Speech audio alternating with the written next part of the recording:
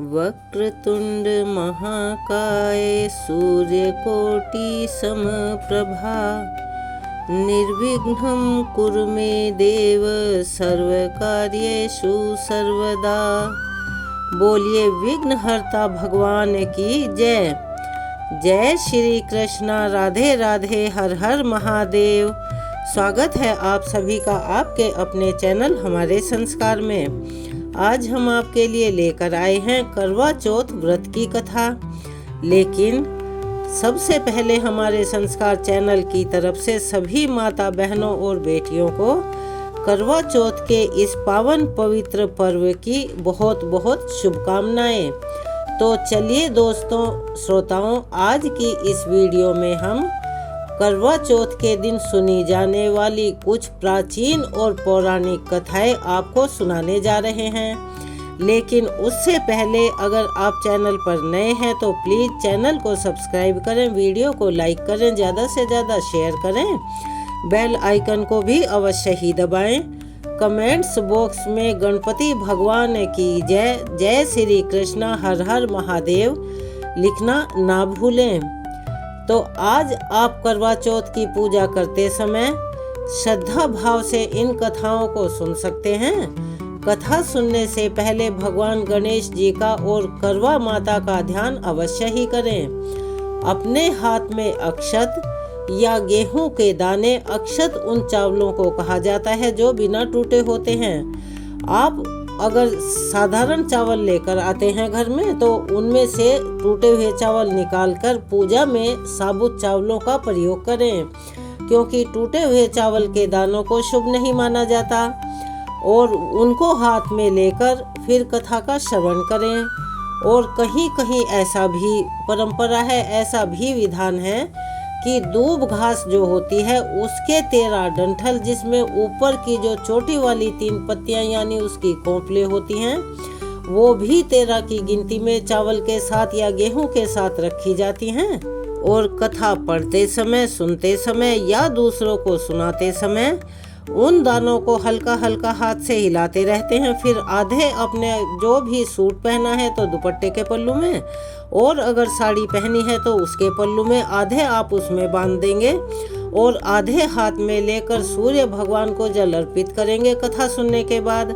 और आधे जो बचे हुए हैं उन्हें चंद्र दर्शन के समय चंद्र को अर्घ देते हुए उन्हें अर्पित करते हैं।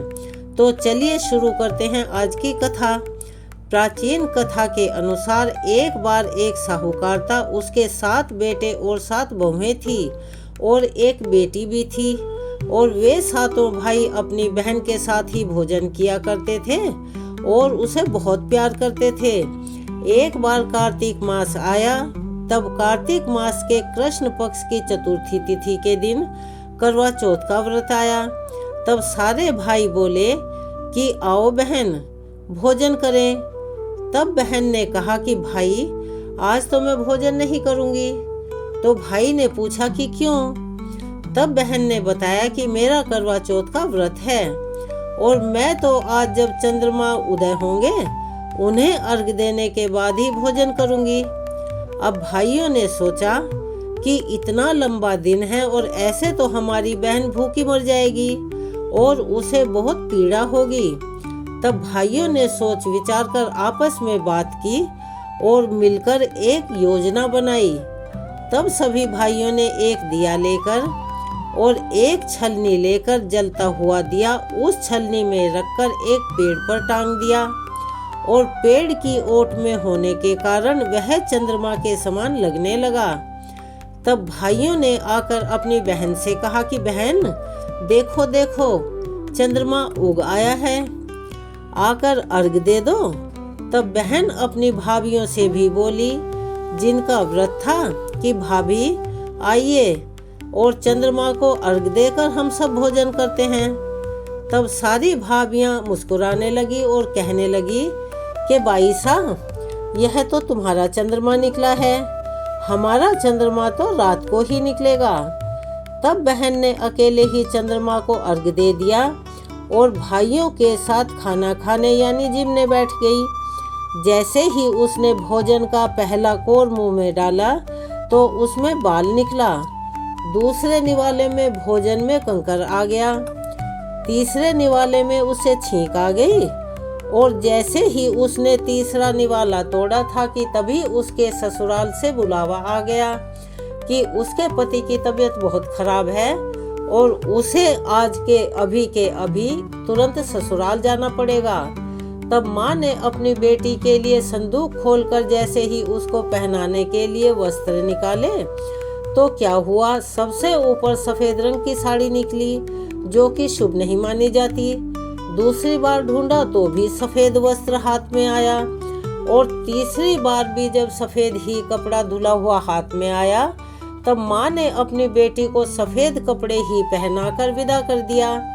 बेटी को विदा करने से पहले माँ ने अपनी बेटी को सोने का 1 टका यानी 1 सिक्का दिया और कहा कि बेटी, आज जो ये श्वेत वस्त्र हर बार निकल रहे हैं ये शुभ नहीं होते, इसीलिए तुम रास्ते में जो भी तुम्हें मिले उसे पैर छूकर प्रणाम करना और उसका आशीर्वाद लेकर ही आगे बढ़ना और रास्ते में तुम्हें जो भी कोई सुहागन मिले, सुहागन रहने का आशीर्वाद दे, तुम उसको यह सोने का टका यानी सिक्का दे देना और अपने पल्लू की गांठ बांध लेना। इस तरह से बेटी को समझा बुझाकर माँ ने विदा कर दिया। बेटी अपने मायके से विदा होकर ससुराल के रास्ते पर चलने लगी। रास्ते में उसे जो भी मिलता जाता वह सभी को प्रणाम करके उनके पैर छूकर उनका आशीर्वाद लेकर आगे चलती रही। रास्ते में सभी ने उसे आशीर्वाद दिया कि सीली हो, सपूती हो, सभी भाइयों की प्यारी हो, अपने भाइयों का सुख देखे, लेकिन उनमें से किसी ने भी अब तक उसे सुहागन रहने का आशीर्वाद नहीं दिया था। इधर ससुराल में पहुंचने पर उसे अपनी छोटी ननंद सामने खड़ी मिली तो वह उसके पैर छूने लगी। अब छोटी ननंद कहने लगी कि शीली हो, सपूती हो, 7 पुत्रों की माँ हो और मेरे भाई का सुख देखो। यह सुनते ही उसने झट अपनी ननंद के पैर छूकर आशीर्वाद लिया और सोने का जो सिक्का यानी टका उसकी माँ ने उसे दिया था अपनी ननंद को देकर अपने पल्लू में 7 गांठें बांध ली। जब वह अपने कमरे के अंदर गई तो सास ने उसे बैठने के लिए पीढ़ा नहीं दिया और बोली कि ऊपर मरा पड़ा है, जाकर उसके पास बैठ जा। तब वह बहुत उदास मन से अपने पति के पैरों के पास बैठ गई और उसकी सेवा करने लगी। और इस बीच में जो भी उसकी सास उसको खाने पीने के लिए बासी या घर का बचा खुचा खाना देती उसी को खाकर गुजारा करने लगी। इस तरह वह दिन रात अपने पति की सेवा करते हुए जो कुछ भी मिल जाता उसी से संतुष्ट होकर अपना जीवन और अपने दिन काट रही थी। इसी प्रकार से दिन गुजरते जा रहे थे। जब मंगसिर की चौथ आई तो करवा माता पुकार कर कहने लगी, यानी कि वो गली में चिल्लाने लगी, करवा ले भाइयों की प्यारी करवा ले, दिन में चांद उगानी करवा ले, घनी भूखनी करवा ले। तब वह चौथ माता को देखकर हाथ जोड़कर बोली, हे करवा माँ, तुम ही ने उजाड़ी है, अब तुम ही सुधारो। अब तो तुम्हें किसी भी हाल में मुझे सुहाग देना ही पड़ेगा, यानी मेरे पति को जीवित करना ही पड़ेगा। तब करवा माता बोली, कुछ ही दिनों में पौष मास की चौथ आएगी, जब तुम उनसे अपना सुहाग मांग लेना, वह मेरी बड़ी बहन है। फिर पौष मास की चौथ आई तो उसने भी उनसे यही कहा। इसके बाद माघ की और फाल्गुन की चौथ आई तो आकर चली गई। बैसाख, ज्येष्ठ, आषाढ़, सावन, भादों सभी महीनों की चौथ आई और वह सारी चौथ माता यही जवाब देती गई कि अगली चौथ में तुम्हें सुहागिन होने का आशीर्वाद मिल जाएगा और तुम्हारा पति जीवित हो जाएगा। और हर बार चौथ माता उससे अगली चौथ पर सुहागिन होने का आशीर्वाद देकर चली गई। इसके बाद असोज की चौथ आई तो उन चौथ माता ने कहा कि तेरे ऊपर कार्तिक की चौथ माता नाराज हो गई हैं, क्रोधित हो गई हैं और वही तेरा सुहाग वापस करेंगी। अगर वह तुम पर प्रसन्न हो जाएंगी तभी वह तुम्हारे पति को जीवित कर देंगी और तुम्हें सदा सुहागिन होने का आशीर्वाद मिल जाएगा। अब जब कार्तिक की चौथ आए तो तब तुम चौथ माता के पैर पकड़ लेना और पैरों में बैठ जाना। ऐसा कहकर असोज की चौथ चली गई। फिर इसके बाद कार्तिक मास की चौथ आई। चौथ माता नाराज होते हुए पुकारने लगी, भाइयों की प्यारी करवा ले, चांद उगानी करवा ले, घनी बुखानी करवा ले, व्रत भांडनी करवा ले। साहूकार की बेटी ने सुना तो सोचने लगी, यह तो वही चौथ माता है और नाराज होकर यह तो मुझे ही बोल रही है। तब वह झट से उठी और दौड़ कर गई और चौथ माता के पैर पकड़कर हाथ जोड़कर चरणों में बैठ गई और जोर जोर से रोने लगी। कहने लगी, हे चौथ माता, मेरे सुहाग की रक्षा तो अब आपके ही हाथों में है। आपको तो मुझे सौभाग्यवती होने का वरदान देना ही पड़ेगा। मेरे सुहाग की रक्षा करनी ही पड़ेगी। ऐसा कहकर वह जोर जोर से रोने लगी। तब चौथ माता बोली कि छोड़ पापिन, छोड़ हत्यारिन, मेरे पांव पकड़कर क्यों बैठी है। साहूकार की बेटी फिर गिड़गिड़ा कर कहने लगी, चौथ माता, मुझसे गलती से अपराध हुआ है, मेरे इस अपराध को क्षमा करो। मुझसे बिगड़ी है, लेकिन अब आपको तो मेरी सुधारनी पड़ेगी, मेरा सुहाग देना ही पड़ेगा। चौथ माता से बार बार विनती करने पर चौथ माता प्रसन्न हो गई और खुश हो गई। उन्होंने अपनी आंख में से काजल निकाला, नाखून से मेहंदी निकाली और अपनी टीके में से रोली निकालकर कन की उंगली यानी छोटी उंगली से छींटा दिया। छींटा देते ही उसका पति उठकर बैठ गया और कहने लगा, अरे भाग्यवान, मैं बहुत सोया। तब साहूकार की बेटी बोली, बहुत सोए, तुम क्या सोए? मुझे तो 12 महीने हो चुके हैं, तब जाकर कहीं चौथ माता ने प्रसन्न होकर तुम्हें जीवित किया है, यानी मेरा सुहाग वापस किया है। पति बोला, तब चौथ माता का उजमन कर लो। तब उसने चौथ माता की कहानी सुनी, करवा मिनसा खूब चूरमा किया। इसके बाद दोनों पति पत्नी ने जीमा और चौपड़ खेलने बैठ गए। थोड़ी ही देर में नीचे से उसकी सास ने रोटी भेजी तो दासी ने देखकर जाकर सास को बताया। वे दोनों तो बैठकर चौपड़ खेल रहे हैं। सास को दासी की बात पर विश्वास नहीं हुआ। वह दौड़ी दौड़ी ऊपर आई। उसने ऊपर आकर कमरे में देखा तो वह बहुत खुश हो गई और बहू से बोली, यह क्या हुआ, कैसे हुआ? तब बहू ने बड़े प्यार से कहा, माँ, मेरे तो चौथ माता आई थी। ऐसा कहकर उसने अपनी सास के पांव छूकर उनका भी आशीर्वाद लिया और इसके बाद शुरू से लेकर आखिर तक की सारी बात अपनी सासू माँ को बता दी। यह सुनकर सासू माँ बहुत खुश हो गई और उसने ढिंढोरा पिटवा दिया कि किसी भी पुरुष की पत्नी, किसी भी भाई की बहन, बेटों की माँ, हर कोई चौथ का व्रत करे। 13 नहीं तो 4 करें, 4 भी ना कर सको तो साल की 2 चौथ तो अवश्य ही करो। हे चौथ माता, जैसे साहूकार की बेटी को आपने सुहाग दिया, उसकी बिगड़ी को संवारा, वैसे सबको देना और हमें भी देना। सुहाग कहानी कहने वाले को, सुनने वाले को, हुंकारा भरने वाले को, सभी का सौभाग्य अखंड रखना। तो चलिए एक बार मेरे साथ प्यार से बोलिए, चौथ माता की जय। इस कहानी को सुनने के बाद विनायक यानी गणेश जी महाराज की कहानी अवश्य ही सुननी चाहिए, क्योंकि चतुर्थी का दिन होता है और यह तो भगवान गणेश को ही समर्पित होता है। अगर कहानी नहीं सुनते तो चौथ माता की कहानी का कोई फल नहीं मिलता, यानी कहानी सुनना और व्रत रखना दोनों खंडित हो जाते हैं और अधूरे माने जाते हैं। एक बार एक अंधी बूढ़ी माई थी, जिनका एक बेटा और एक बहू भी थी। वो लोग बहुत गरीब थे। वह अंधी बूढ़ी माई हर दिन नियम से गणेश भगवान की पूजा किया करती थी। फिर एक दिन क्या हुआ, गणेश भगवान बूढ़ी माई की पूजा से खुश होकर उनके सामने प्रकट हो गए और सम्मुख आकर बैठ गए और बोले कि बूढ़ी माँ, तो प्रतिदिन निस्वार्थ भाव से मेरा भजन पूजन करती है। मैं तेरी पूजा से बहुत खुश हूँ, तू अपने मनचाहा वर मांग ले। तब बूढ़ी माई बोली कि हे विघ्नहर्ता भगवान गणेश, मुझे मांगना नहीं आता, तो मैं क्या मांगूं? तब गणेश भगवान कहने लगे कि माँ ठीक है, मैं कल फिर से आऊँगा, तब तक तू अपने बहू और बेटे से पूछकर कुछ मांग लेना। ऐसा कहकर गणेश जी अंतर्ध्यान हो गए। तब बूढ़ी माई ने अपने बहू बेटे से पूछा तो बेटा बोला माँ धन मांग ले, बहू बोली माँ पोता मांग ले।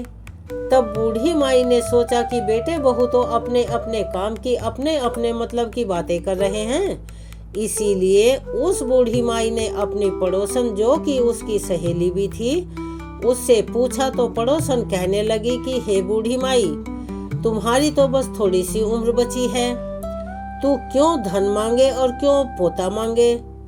तू तो केवल अपनी आंखों की रोशनी और अपना चलने फिरने के लिए अपने घुटने यानी अपने पैरों की सलामती मांग ले, जिससे तेरा आगे का सारा जीवन सुखपूर्वक बीत जाए। तब उन बूढ़ी माई ने बेटे बहू और पड़ोसन की बातें सुनी और घर में आकर लेटकर बैठकर सोचा कि मैं इन चीजों को किस प्रकार से मांगू कि जिससे बेटा बहू भी खुश हो जाएं और मेरा भी भला हो जाए। मैं तो वही मांगूंगी। अब जब दूसरे दिन गणेश भगवान बूढ़ी माई के सम्मुख आए तो बोले बूढ़ी माई मांग ले। गणेश भगवान के वचन सुनकर बूढ़ी माई ने हाथ जोड़कर कहा कि हे विघ्नहर्ता, अन्न देवो धन देवो, निरोगी काया देवो, अमर सुहाग देवो, दीदा गोड़ा देव, सोने के कटोरे में पोते को दूध पीता देखूं, अमर सुहाग देव, समस्त परिवार को सुख देव, आपके श्री चरणों में मुझे स्थान भी देव। बूढ़ी माई की बात सुनकर गणेश भगवान बोले कि बूढ़ी माई, तूने तो मुझे ठग लिया और कहती है कि तुझे कुछ मांगना नहीं आता, लेकिन कोई बात नहीं, जो कुछ भी तूने मांगा है वह सब कुछ तुझे मिल जाएगा। ऐसा कहकर गणेश भगवान वहीं अंतर्ध्यान हो गए। हे विघ्नहर्ता गणेश भगवान, जैसे आपने बूढ़ी माई को दिया, उसके घर को परिवार को हरा भरा किया, वैसे ही इस कहानी को कहने वाले, सुनने वाले और हुंकारा भरने वाले सभी भक्तों को देना और सभी पर अपनी कृपा दृष्टि हमेशा बनाए रखना। चलिए एक बार मेरे साथ प्यार से बोलिए, गणेश भगवान की जय, भोलेनाथ की जय, हर हर महादेव। चलिए अब आप सभी को हम सुनाने जा रहे हैं गणेश भगवान और चौथ माता की आरती, तो मेरे साथ साथ आप भी बोलिए। जय गणेश जय गणेश जय गणेश देवा, माता जाकी पार्वती पिता महादेवा। जय गणेश जय गणेश जय गणेश देवा, माता जाकी पार्वती पिता महादेवा। एक दंत दयावंत चार भुजाधारी, माथे सिंदूर सोहे मूसे की सवारी। जय गणेश जय गणेश जय गणेश देवा, माता जाकी पार्वती पिता महादेवा। पान चढ़े फूल चढ़े और चढ़े मेवा, लड्डुअन का भोग लगे संत करे सेवा। जय गणेश जय गणेश जय गणेश देवा, माता जाकी पार्वती पिता महादेवा। अंधन को आँख देत कोढ़िन को काया, बांझिन को पुत्र देत निर्धन को माया। जय गणेश जय गणेश जय गणेश देवा, माता जाकी पार्वती पिता महादेवा। सूर श्याम शरण आए सफल कीजे सेवा, माता जाकी पार्वती पिता महादेवा। जय गणेश जय गणेश जय गणेश देवा, माता जाकी पार्वती पिता महादेवा। दीनन की लाज रखो शंभु शिव धारी, कामना को पूर्ण करो जाऊं बलिहारी। जय गणेश जय गणेश जय गणेश देवा, माता जाकी पार्वती पिता महादेवा। जय गणेश जय गणेश जय गणेश देवा, माता जाकी पार्वती पिता महादेवा। चलिए एक बार मेरे साथ प्यार से बोलिए विघ्नहर्ता भगवान गणेश की जय। चलिए अब हम करते हैं चौथ माता की आरती। ओम जय श्री चौथ मैया, बोलो जय श्री चौथ मैया। सच्चे मन से सुमिरे, सच्चे मन से सुमिरे, सब दुख दूर भया। ओम जय श्री चौथ मैया। ऊंचे पर्वत मंदिर शोभाति भारी, मैया शोभाति भारी। देखत रूप मनोहर, देखत रूप मनोहर, असुरन भयकारी। ओम जय श्री चौथ मैया। महाश्रृंगार सुहामन ऊपर छत्र फिरे, मैया ऊपर छत्र फिरे। सिंह की सवारी सोहे, सिंह की सवारी सोहे, कर में खड़ग धरे। ओम जय श्री चौथ मैया। बाजत नौबत द्वारे, अरु मृदंग डमरू, मैया अरु मृदंग डमरू। 64 योगिनी नाचत, 64 योगिनी नाचत, नृत्य करत भैरो। ओम जय श्री चौथ मैया। बड़े बड़े बलशाली तेरा ध्यान धरे, मैया तेरा ध्यान धरे। ऋषि मुनि नर देवा, ऋषि मुनि नर देवा, चरणों में आन पड़े। ओम जय श्री चौथ मैया। चौथ माता की आरती, चौथ माता की आरती। जो कोई सुहागन गावे, मैया कोई सुहागन गावे। बढ़त सुहाग की लाली, बढ़त सुहाग की लाली, सुख संपत्ति पावे। ओम जय श्री चौथ मैया। ओम जय श्री चौथ मैया, बोलो जय श्री चौथ मैया। सच्चे मन से सुमिरे, सच्चे मन से सुमिरे, सब दुख दूर भया। ओम जय श्री चौथ मैया। यहाँ पर चौथ माता की आरती संपूर्ण होती है। एक बार फिर से सभी माता बहनों को करवा चौथ के इस पावन पर्व की बहुत बहुत शुभकामनाएं।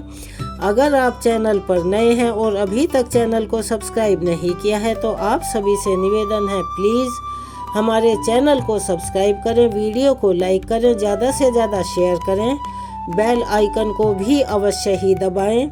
कमेंट्स बॉक्स में गणपति भगवान की जय, हर हर महादेव, जय श्री कृष्णा लिखना ना भूलें।